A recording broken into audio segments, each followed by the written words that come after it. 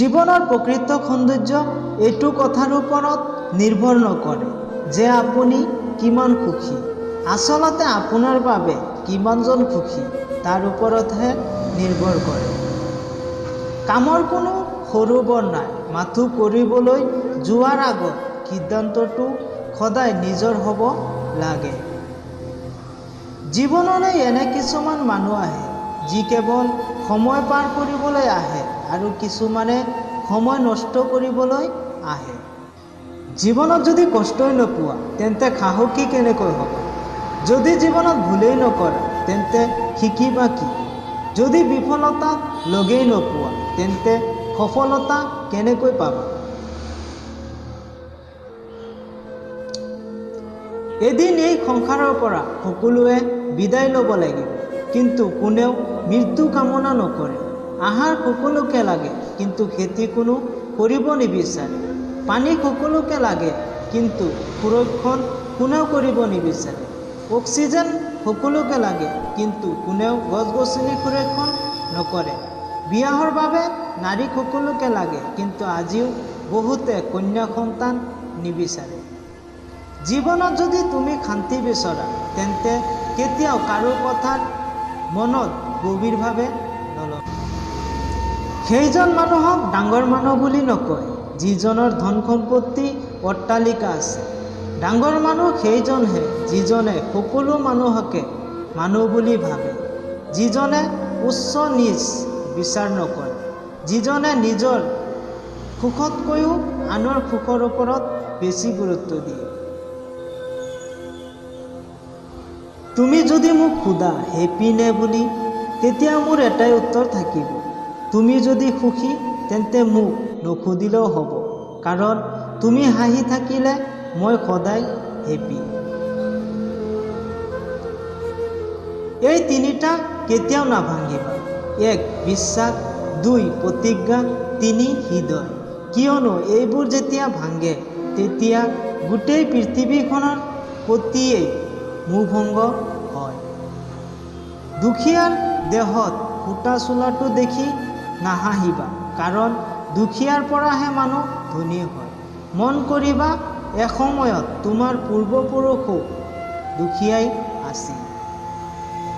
এই পৃথিৱীৰ সকলোতকৈ দুৰ্দান্ত জীৱন সেইজন যি নীৰৱে চকুলো টুকে, কিন্তু আনৰ আগত এনেকুৱা অভিনয় কৰে যেন ক'তো একোৱেই হোৱা নাই।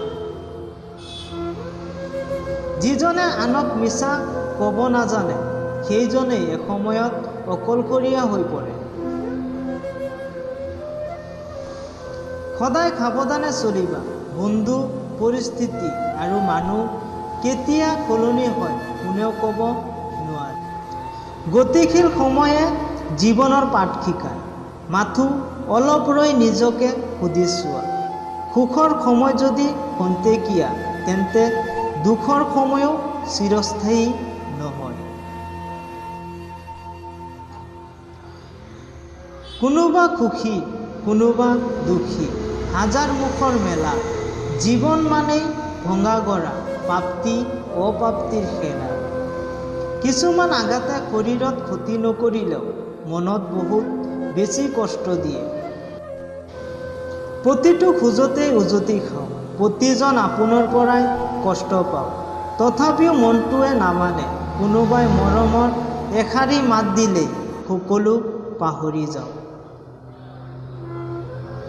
সাগৰৰ তীৰত ৰৈ সাগৰৰ গভীৰতা জুখিব নোৱাৰি, সেইদৰে সংগ্ৰাম নকৰাকৈয়ে সফলতা লাভ কৰিব কেতিয়াও নোৱাৰি।